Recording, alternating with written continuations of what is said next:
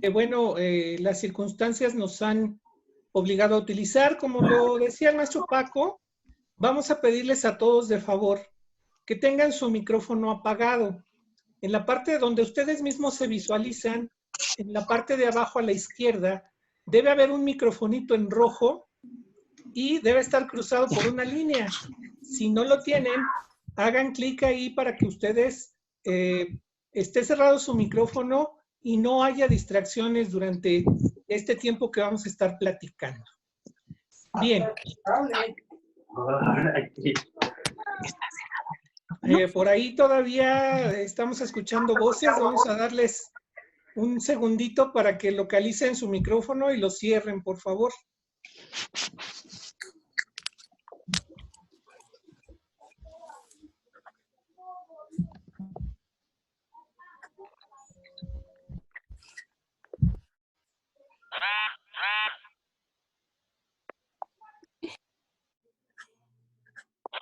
Por ahí, si alguien conoce al iPhone 11 Pro, que nos haga favor de cerrar micrófono. Bien, vamos a empezar. Bueno, no quisiera iniciar esta plática sin antes tener la oportunidad de desearles que de manera real estemos cumpliendo con la Jornada Nacional de Sana Distancia, que es muy importante para la salud de nosotros mismos, de nuestras niñas, niños, jóvenes y adolescentes. Es muy importante y sin embargo esto trae muchas repercusiones. De nosotros va a depender ver estas repercusiones como algo que podemos sacar positivo o como algo que podemos sacar negativo.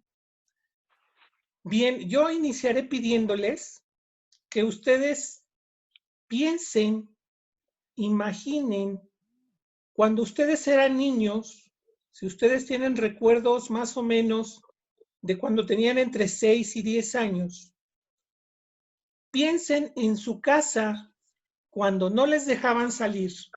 Ojo, no cuando ustedes lo decidían, sino cuando no nos dejaban salir. Cuando estábamos metidos en casa porque estaba lloviendo, porque nos habían castigado, etcétera. Piensen qué era lo que ustedes hacían en su casa. ¿Cómo se percibían a ustedes mismos ahí en su casa? ¿Ya tienen esa imagen?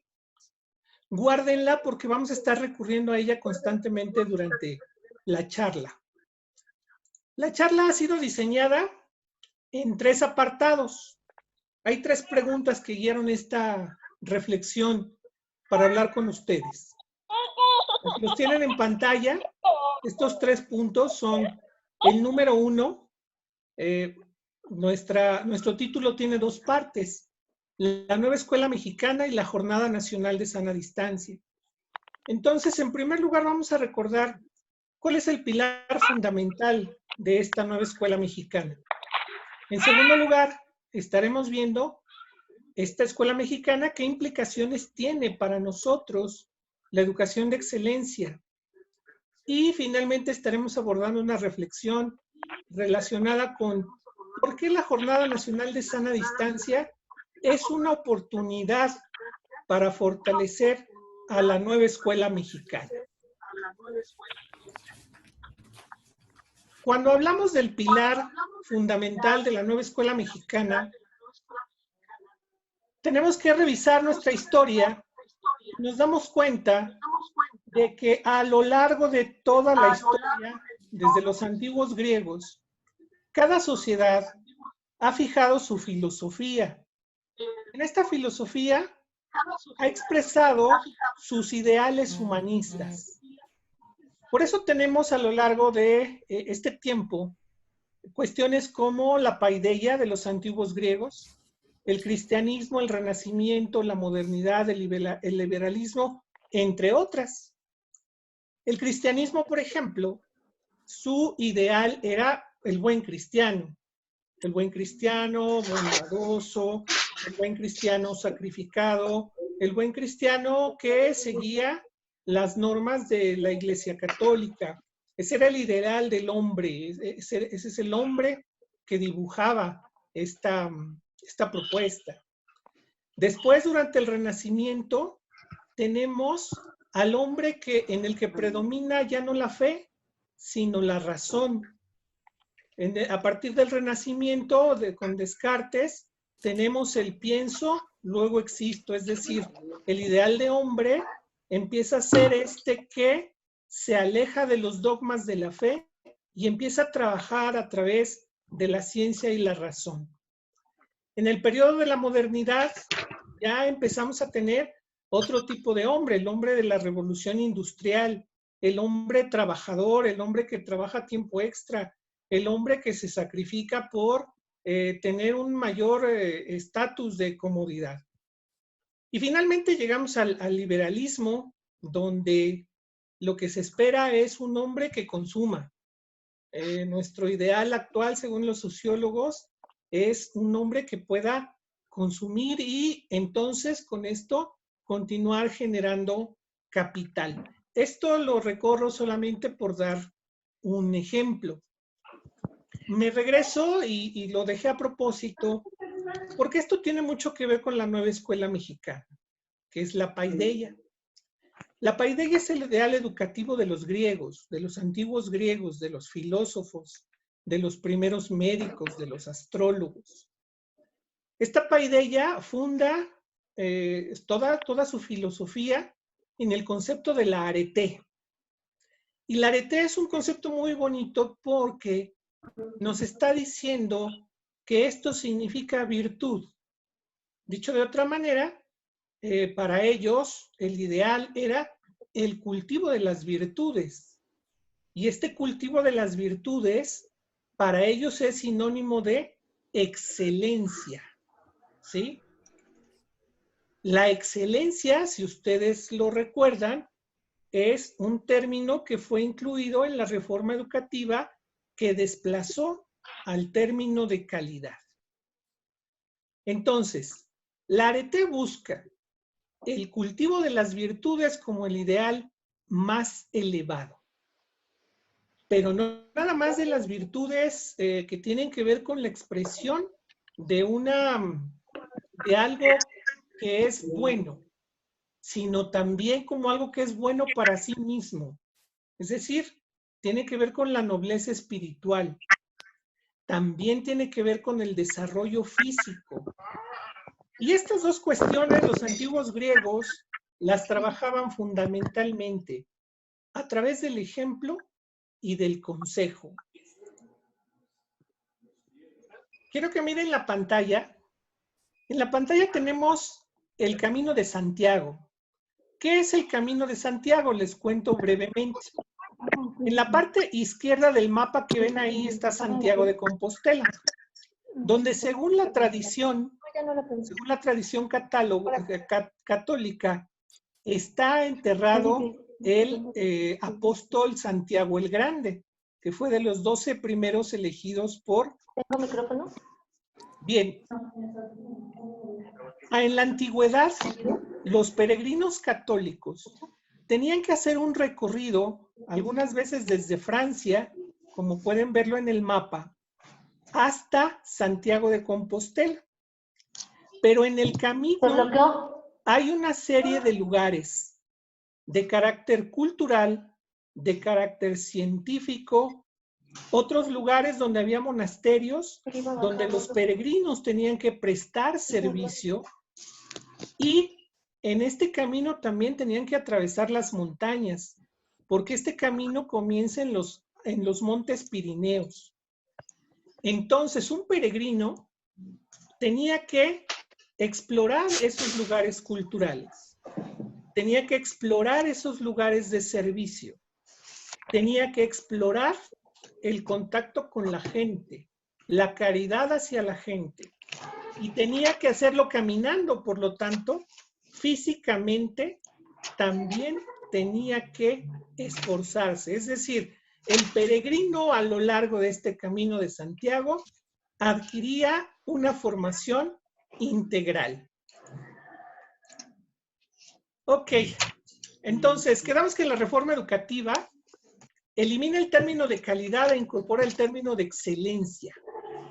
Y entonces, esto hace una gran diferencia, porque el término de calidad le daba al pueblo mexicano un ideal de ser humano básicamente competente, mecánico, trabajador, que de ese que da tiempo extra. Pero este cambio que tenemos ahora constitucionalmente con la palabra excelencia, que entonces nos remite al cultivo de las virtudes, entonces tiene un tinte primordialmente humanista. No debemos perder de vista esta palabra. El ideal de ser humano que esperamos hoy en nuestro país es un ciudadano humanista. Y aquí tienen ustedes una síntesis de los conceptos sustantivos que aparecen en el artículo 3 constitucional. La honestidad, el humanismo, los valores, la filosofía, la literacidad, el reconocimiento social del maestro, el civismo, la igualdad sustantiva de niños y niñas, la innovación y el interés superior de niñas, niños, adolescentes y jóvenes. Todo esto, en conjunción, como nos lo marcan estas líneas, son los que nos van a llevar a la excelencia, a la educación de excelencia. Dicho de otra manera, cuando nosotros como maestros y los ciudadanos estén practicando todos estos conceptos que vemos en pantalla, entonces podremos afirmar que tenemos una educación de excelencia. Pero también dicho de otra manera, este sería nuestro camino de Santiago. Estos serían todos los lugares que tenemos que visitar y experimentar para llegar al lugar deseado, ¿sí? Sería, por ponerlo en esta conferencia de alguna manera, la excelencia es un camino por el que tenemos que transitar a partir del cultivo de estas virtudes y de estas habilidades que ven ustedes en la pantalla. Ahora bien, vamos con la segunda parte. Y en la segunda parte, en este cambio, hay cosas que tenemos que comprender y hay cosas en las que tenemos que profundizar. Porque frecuentemente confundimos el humanismo. Frecuentemente pensamos que humanismo es apapachar. Y sí, efectivamente, humanismo suele ser un apapacho, pero no nada más. También es otras cosas, ¿sí? Entonces aquí vamos a tratar de aclarar un poquito este tinte humanista, ¿de qué se trata? La educación no se trata solamente de llegar a ese modelo. No se trata de tomar un robot y armarlo. No estamos para eso los maestros. No están para eso los padres de familia en una sociedad como la que hoy tenemos. Necesitamos trabajar, como está ahí señalado, que cada estudiante llegue a ser lo que puede ser. Que cada estudiante llegue a ser lo que puede ser. Este es un concepto que han manejado muchos estudiosos de la materia. Emir, gracias. Pues les volvemos a pedir por ahí sus micrófonos cerrados si son tan amables. Maestra Sofía, maestra Isel. Lo que cada quien puede llegar a ser, es decir, no ser lo que otros quieren, no ser una marioneta al servicio de otro, sino que cada estudiante se conozca a sí mismo y tenga la oportunidad de llegar a ser lo que tiene dentro. Esto también implica para maestros y padres de familia que gran parte de lo que se espera que suceda en la nueva escuela mexicana tiene que ser a través de dos conceptos importantes. Uno, el ejemplo, ¿sí? No podemos pedir a nuestros alumnos que hagan lo que nosotros no somos capaces de hacer. Y cuando digo nosotros, me refiero a nosotros como sociedad. Si nosotros como sociedad no somos capaces de ser solidarios, ¿cómo hemos de pedirle entonces a nuestros alumnos que sean solidarios? Y eso nos lleva entonces a nuestro segundo concepto. Seamos congruentes en esta nueva escuela mexicana. Seamos congruentes entre lo que decimos y lo que hacemos, sobre todo frente a nuestros alumnos que están en desarrollo. El propósito final de esta nueva escuela mexicana y de la educación de excelencia es que nuestros alumnos, por ellos mismos, logren desarrollar su potencial humano. Es decir, aquello que nos hace humanos y que nos diferencia de otros entes y de otros animales y de tantos elementos que hay en la naturaleza. Y parte de lo que nos hace diferente es el cultivo de nuestro espíritu. No hay otro animal que cultive su espíritu. El cultivo de nuestro cuerpo, el conocimiento, la cultura, el intelecto y los valores. Eso es lo que nos hace humanos y ese es el camino que tenemos que seguir en una nueva escuela mexicana. Viene una cita ahí en la imagen que me parece muy importante, que señala, lo más importante es tratar de inspirar a las personas para que puedan ser excelentes en lo que quieran hacer.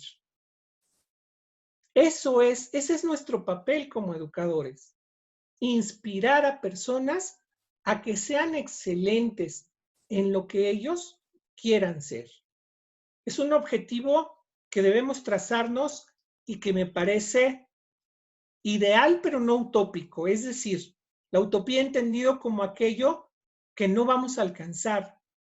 En cambio, lo ideal me parece que con el trabajo adecuado puede ser alcanzable. Aquí quise tomar esta cita de Juan Jacobo Rousseau, del Emilio, porque nos dice de manera muy directa, de manera clarísima, que al educar lo primero que tenemos que pensar es en formar un ser humano. Señala ahí, será primeramente hombre, antes de la vocación de sus padres, antes de que lo llamen para la iglesia, antes de que lo llamen para el ejército, antes de que lo llamen para el foro, antes de pensar en la carrera que va a tener este alumno, necesitamos pensar en formar primero un ser humano. Porque además eso nos va a llevar a grandes logros. En la parte de abajo de la cita lo señala. No importa dónde la vida lo ponga. No importa si le dio una carrera o le dio otra. No importa si se sonrió la fortuna o el infortunio. Esa persona que está formada de esa manera, sin lugar a dudas, va a encontrar su lugar en el mundo. Ahora bien, ¿por qué digo que la Jornada Nacional de Sana Distancia